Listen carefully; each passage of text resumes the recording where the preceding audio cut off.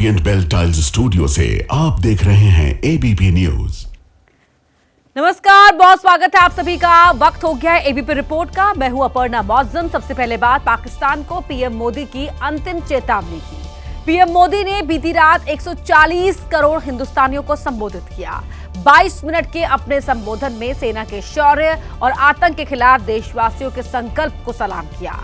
Operation सिंदूर को न्याय की अखंड प्रतिज्ञा भी बताया। हमने आतंकवादियों को मिट्टी में मिलाने के लिए भारत की सेनाओं को पूरी छूट दे दी और आज हर आतंकी, आतंक का हर संगठन जान चुका है कि हमारी बहनों बेटियों के माथे से सिंदूर हटाने का अंजाम क्या होता है। साथियों, ऑपरेशन सिंदूर ये सिर्फ नाम नहीं है, ये देश के कोटि कोटि लोगों की भावनाओं का प्रतिबिंब है। ऑपरेशन सिंदूर न्याय की अखंड प्रतिज्ञा है। पीएम मोदी ने बताया कि ऑपरेशन सिंदूर में सेनाओं ने किस तरह अदम्य साहस और शौर्य का परिचय दिया और उन आतंकियों के ठिकानों को उजाड़ दिया जिन्होंने हिंदुस्तान की बहन बेटियों का सिंदूर उजाड़ा था। 6 मई की देर रात,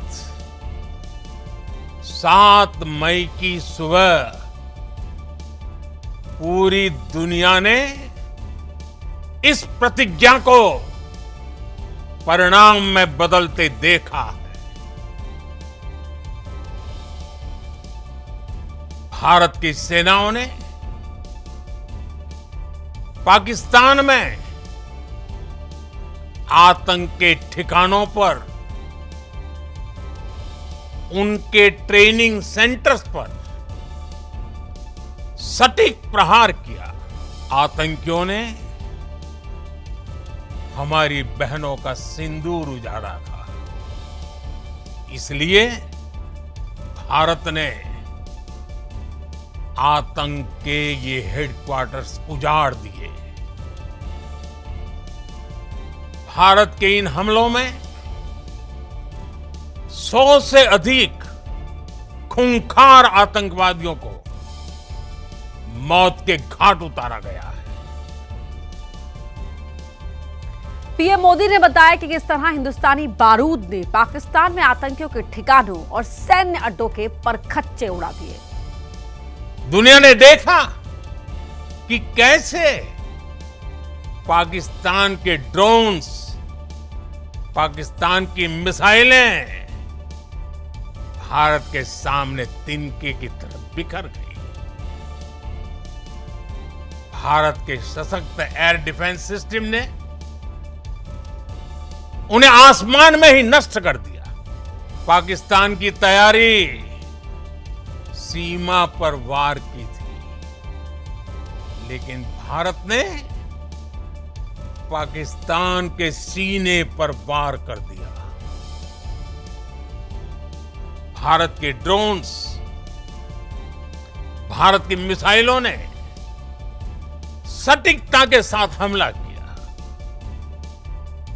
पाकिस्तानी वायुसेना के उन एयरबेस को नुकसान पहुंचाया, जिस पर पाकिस्तान को बहुत घमंड था। पीएम मोदी ने पाकिस्तान को कड़ा संदेश देते हुए बताया कि ऑपरेशन सिंदूर अभी स्थगित हुआ है, खत्म नहीं। इसीलिए पाकिस्तान ने अगर अब कोई भी हिमाकत की तो उसका सर्वनाश तय है। पाकिस्तान की तरफ से जब ये कहा गया कि उसकी ओर से आगे कोई आतंकी गतिविधि और सैन्य दुस्साहस नहीं दिखाया जाएगा, तो भारत ने भी उस पर विचार किया और मैं फिर दोहरा रहा हूं, हमने पाकिस्तान के आतंकी और सैन्य ठिकानों पर अपनी जवाबी कार्रवाई को अभी सिर्फ स्थगित किया है। आने वाले दिनों में हम पाकिस्तान के हर कदम को इस कसौटी पर मापेंगे कि वो क्या रवैया अपनाता है। प्रधानमंत्री ऑपरेशन सिंदूर को लेकर खुलकर बोले, सेना के शौर्य की कहानी सुनाई, पाकिस्तान को जमकर लताड़ा, सवालों का जवाब दिया, हर भ्रम को दूर किया, बताया किस तरह ऑपरेशन सिंदूर ने हिंदुस्तान की सेनाओं ने आतंकिस्तान के इरादों और घमंड को चूर चूर कर रख दिया। ये तीनों सेनाएं, हमारी एयरफोर्स, हमारी आर्मी और हमारी नेवी, हमारी border security force BSF, Bharat के अर्धसैनिक बल लगातार अलर्ट पर है। सर्जिकल स्ट्राइक और एयर स्ट्राइक के बाद अब ऑपरेशन सिंदूर आतंक के खिलाफ भारत की नीति है। ऑपरेशन सिंदूर ने आतंक के खिलाफ लड़ाई में एक नई लकीर खींच दी है। प्रधानमंत्री मोदी ने यह भी साफ कहा कि भारत कोई भी न्यूक्लियर ब्लैकमेलिंग नहीं सहेगा। न्यूक्लियर ब्लैकमेल की आड़ में पनप रहे आतंकी ठिकानों पर भारत सटीक और निर्णायक प्रहार करेगा। एक नया पैमाना, न्यू नॉर्मल तय कर दिया है। पहला, भारत पर आतंकी हमला हुआ तो मुंह तोड़ जवाब दिया जाएगा। हम अपने तरीके से, अपनी शर्तों पर जवाब देकर रहेंगे। हर उस जगह जाकर कठोर कार्रवाई करेंगे जहां से आतंक की जड़ें निकलती हैं। दूसरा, कोई भी न्यूक्लियर ब्लैकमेल भारत नहीं सहेगा। न्यूक्लियर ब्लैकमेल की आड़ में पनप रहे आतंकी ठिकानों पर भारत सटीक और निर्णायक प्रहार करेगा। तीसरा, हम आतंक की सरपरस्त सरकार और आतंक के आकाओं को अलग अलग नहीं देखेंगे। पीएम मोदी ने कहा कि इस ऑपरेशन के दौरान हमारे मेड इन इंडिया हथियारों की प्रामाणिकता सिद्ध हुई। 21वीं सदी के वॉरफेयर में made in India defence equipments का समय आ चुका है। साथियों, युद्ध के मैदान पर हमने हर बार पाकिस्तान को धूल चटाई है और इस बार ऑपरेशन सिंदूर ने नया आयाम जोड़ा है। हमने रेगिस्तानों और पहाड़ों में अपनी क्षमता का शानदार प्रदर्शन किया और साथ ही न्यू एज वॉरफेयर में भी अपनी श्रेष्ठता सिद्ध की। इस ऑपरेशन के दौरान हमारे मेड इन इंडिया हथियारों की प्रामाणिकता सिद्ध हुई। आज दुनिया देख रही है 21वीं सदी के वॉरफेयर में made in India defence equipments, इसका समय आ चुका है। पीएम मोदी ने कहा कि पाकिस्तानी फौज, पाकिस्तान की सरकार जिस तरह आतंकवाद को खाद पानी दे रहे हैं, वो एक दिन पाकिस्तान को ही समाप्त कर देगा। ये युग युद्ध का नहीं है, लेकिन ये युग आतंकवाद का भी नहीं है। टेररिज्म के खिलाफ जीरो टॉलरेंस,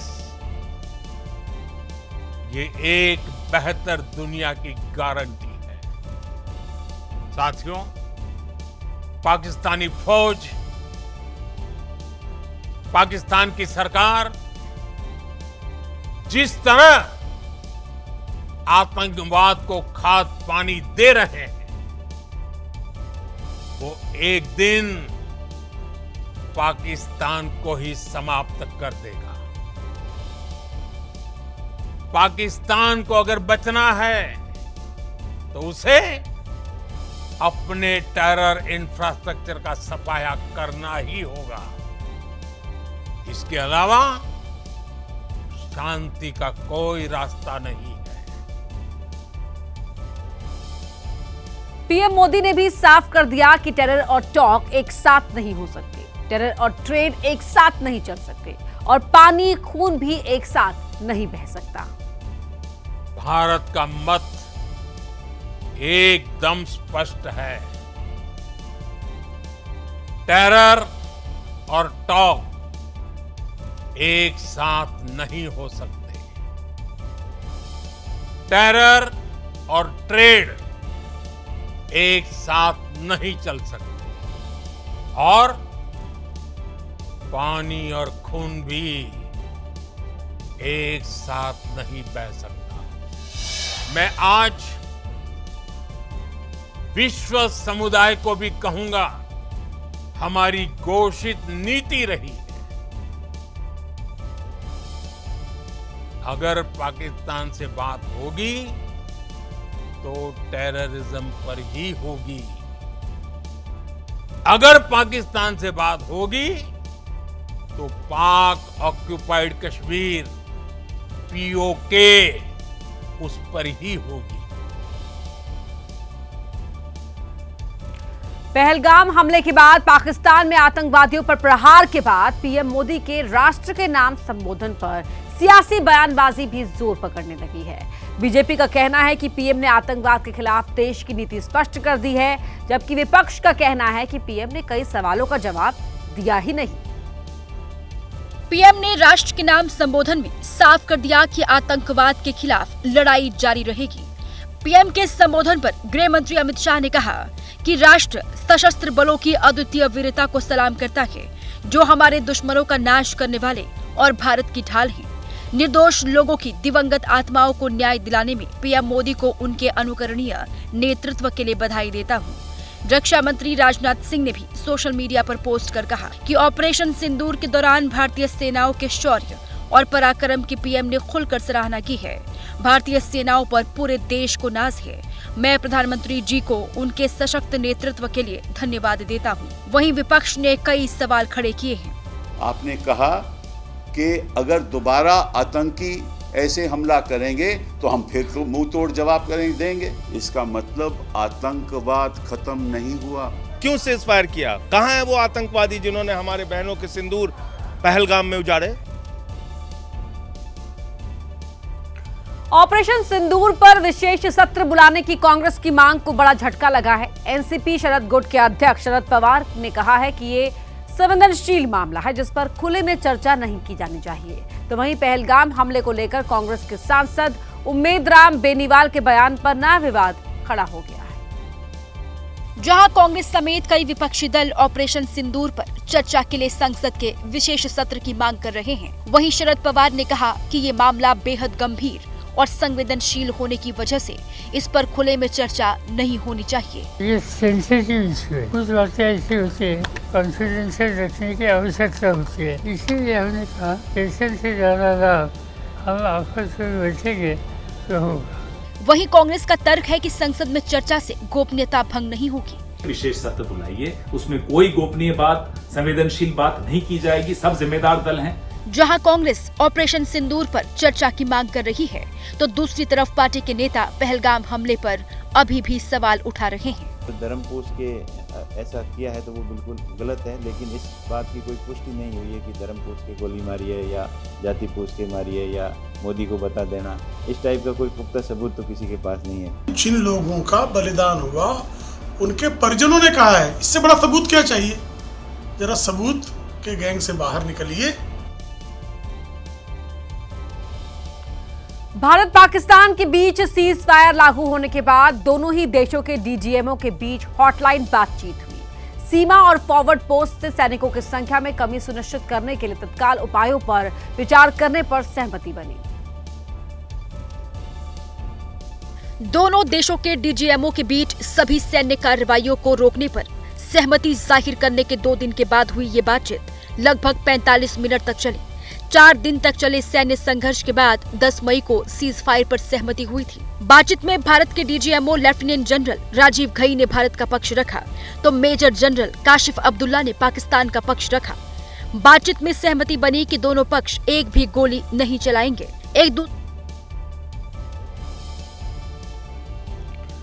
तो वहीं ऑपरेशन सिंदूर पर भारतीय सेना ने एक बार फिर दुनिया के सामने पाकिस्तान को पस्त करने के सबूत दिए। सेना की प्रेस कॉन्फ्रेंस में पाकिस्तानी मिसाइलों की तस्वीर ने उसकी आर्मी की नीयत और हमारे एयर डिफेंस सिस्टम की ताकत का परिचय दिया। कॉन्फ्रेंस की शुरुआत राष्ट्र कवि रामधारी सिंह दिनकर की पंक्तियों के साथ हुई। जब नाश मनुज पर छाता है, पहले विवेक मर जाता है। तीनों सेनाओं की साझा प्रेस कॉन्फ्रेंस में आज एक बार फिर कहा गया, ऑपरेशन आतंकियों के खिलाफ था। पाकिस्तानी आर्मी बेवजह बीच में घुसी। पाकिस्तानी सेना ने आतंकवादियों का साथ देना उचित समझा और इस लड़ाई को अपनी लड़ाई बना ली। इसके बाद सेना ने एक एक कर पाकिस्तानी मिसाइलों को गिराने के लिए सबूत पेश किए। सेना को संभवतः पाकिस्तान के PL-15 मिसाइल का मलबा मिला। ये भारतीय शहरों पर हमले के लिए आया था। इसके साथ ही चीन और तुर्की के बने हुए सैन्य हथियारों का मलबा दिखाकर भी सेना ने उन्हें नष्ट करने के सबूत दिए। सबूतों की फहरिस्त लगाकर भारतीय सेना ने दुश्मन को भगवान राम के देश पर हमला करने का अंजाम बताया। इसके लिए एयर मार्शल A.K. भारती ने रामचरितमानस की चौपाई का भी जिक्र किया। विनय न माने जलधि जड़, भय 3 दिन बीत, बोले राम सकोप तब, भय बिन होए न प्रीत। तो समझदार के लिए इशारा ही काफी। बस दिक्कत यही है कि हमारा दुश्मन समझदार नहीं है। ऑपरेशन सिंदूर में जिसकी सबसे ज्यादा चर्चा हुई वो है हमारे देश का air defence system. Press conference में सेना ने बताया कि देश के लोगों को क्यों हमारे एयर डिफेंस सिस्टम पर आंख बंद कर भरोसा करना चाहिए। सेना ने बताया कि देश का एयर डिफेंस सिस्टम 4 लेयर्स पर काम करता है, इसीलिए दुश्मन के लिए उसे भेदना नामुमकिन है। हमारी एयर डिफेंस सिस्टम्स देश के लिए दीवार की तरह खड़ी थी और इसको भेदना दुश्मन के लिए नामुमकिन था। सेना ने एयर डिफेंस सिस्टम को समझाने के लिए डायग्राम बनवाया। इसमें इंटरनेशनल बॉर्डर से 200 किलोमीटर दूर से टारगेट को नष्ट करने की क्षमता को दिखाया।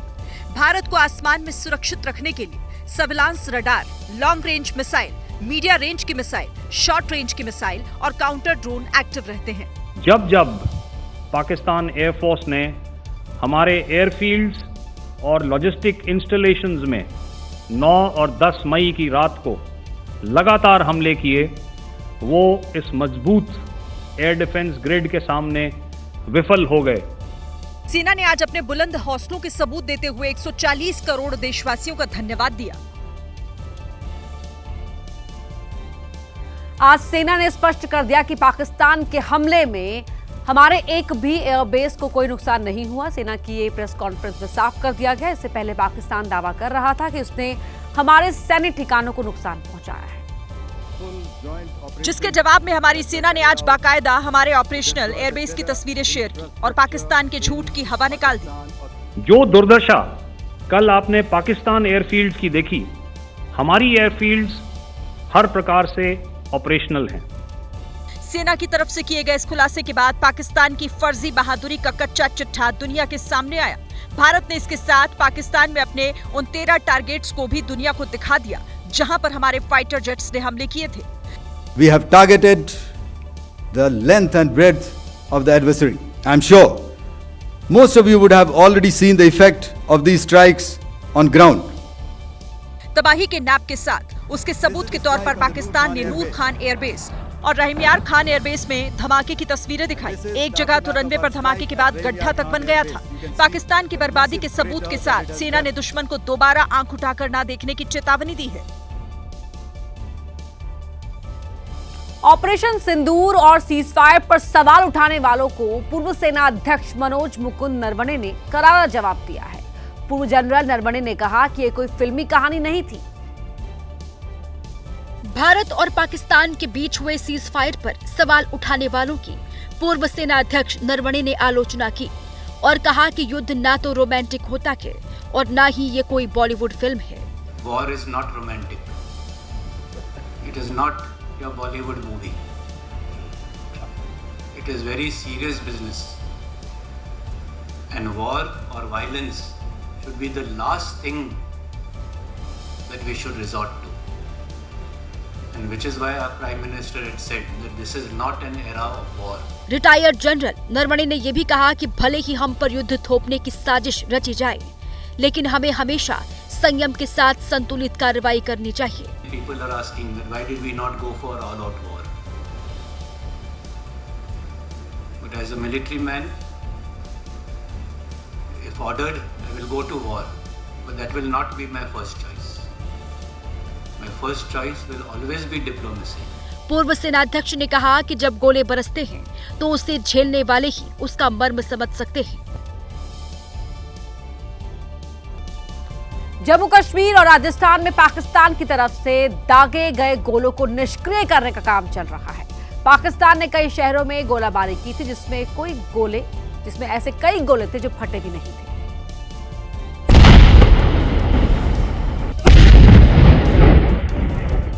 ये धमाके किसी हमले के नहीं, जम्मू कश्मीर और राजस्थान में पाकिस्तान ने भारी गोलीबारी की थी। कई गोले फटे नहीं थे जिनसे लोगों को खतरा हो सकता था। सेना ने बिना फटे गोलों को डिफ्यूज कर दिया है।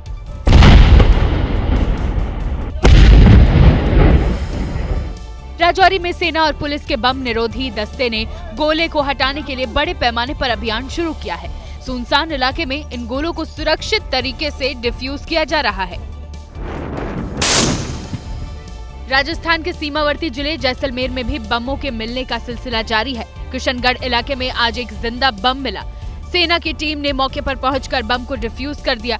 बम को डिफ्यूज करते वक्त पूरे इलाके को खाली करा दिया गया था। ये बम पाकिस्तान से ड्रोन के जरिए फेंके जाने की आशंका जताई जा रही है। हालांकि प्रशासन ने इस बात की पुष्टि नहीं की है। जम्मू में अंतर्राष्ट्रीय सीमा और एलओसी पर शांति है, लेकिन बॉर्डर से सटे गांव के लोग अपने घरों में लौटने को राजी नहीं हैं, क्योंकि लोगों को पाकिस्तान पर भरोसा नहीं है। जम्मू के इस गांव में खामोशी पसरी है। सीज फायर के ऐलान के बाद भी जिस तरह से पाकिस्तान ने गोलीबारी की थी, उसकी वजह से लोग अपने गांव में लौटना नहीं चाहते। सीमा के इलाकों में सन्नाटा पसरा है। लोग अपने घरों में नहीं आ रहे क्योंकि यह अंतर्राष्ट्रीय सीमा से सटा हुआ इलाका है। पाकिस्तान ने भारत की एयर स्ट्राइक के बाद अंतर्राष्ट्रीय सीमा से सटे इस गांव में जबरदस्त गोलीबारी की थी। कई घर पूरी तरह से तबाह हो गए। दीवारों पर ये निशान पाकिस्तान के नापाक हरकतों का सबूत है। ये वो गांव है जहां लगातार शेलिंग हुई है, शेल गिरे हैं, मोर्टार शेल गिरे हैं और ऐसे में इन मोर्टार शेलों से इन घरों की क्या हालत हुई है आप देख सकते हैं। प्रशासन लोगों को वापस लाने से पहले पूरे गांव को सैनिटाइज करेगा। जिन इलाकों को पाकिस्तान ने निशाना बनाया, वहां पर जिंदा शेल मिलने पर उन्हें डिफ्यूज किया जाएगा। लेकिन सबसे बड़ी समस्या लोगों के भरोसे को वापस लाने की है। वहीं अखनूर के कई घरों में पाकिस्तान की तरफ से की गई गोलाबारी में काफी बर्बादी हुई है। नई बस्ती गांव के लोग अभी भी बंकरों में रहने को मजबूर है, क्योंकि लोगों को अब भी फायरिंग का डर है। ये तस्वीर पाकिस्तान की नापाक हरकत को बयां करने के लिए काफी है। नई बस्ती गांव भारत पाकिस्तान बॉर्डर से चंद कदमों की दूरी पर है। गांव के कई घरों में पाकिस्तान की तरफ से की गई गोलाबारी से काफी नुकसान हुआ है।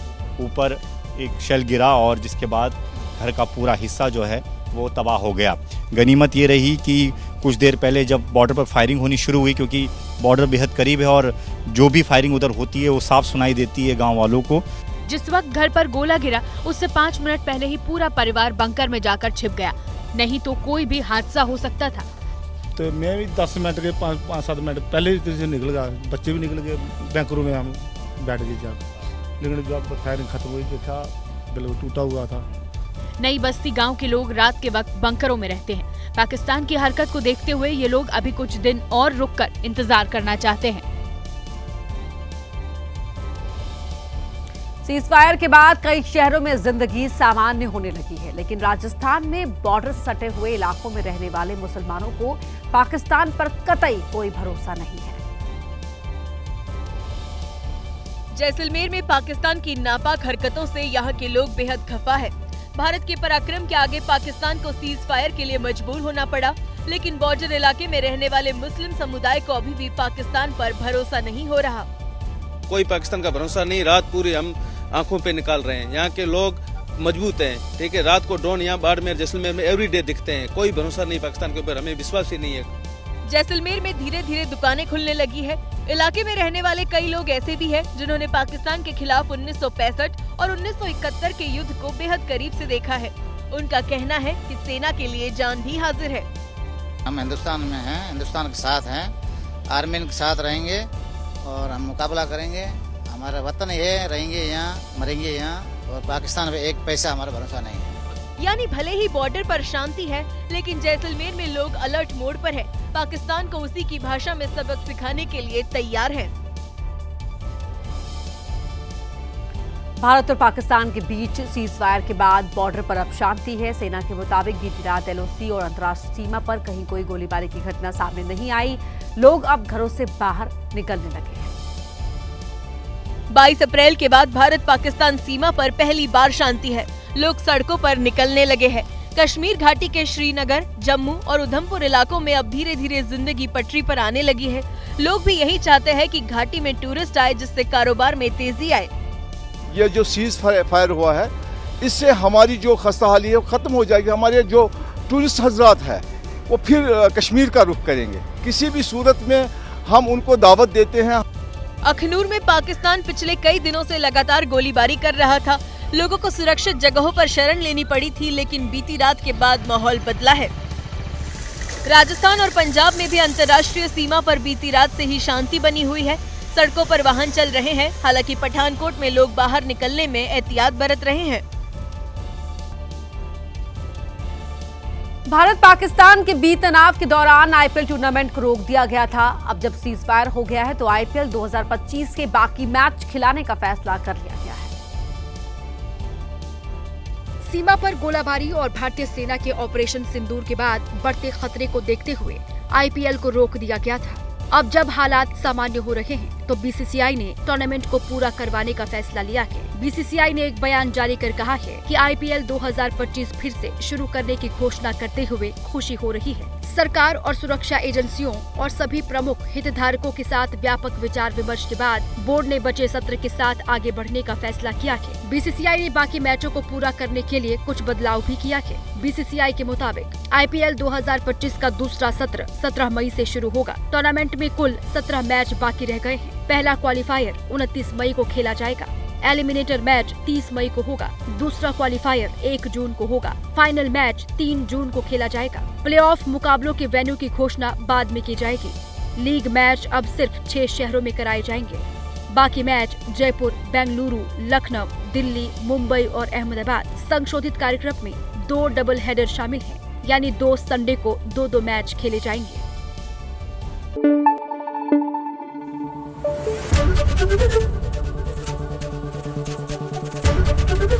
ABP न्यूज आपको रखे आगे।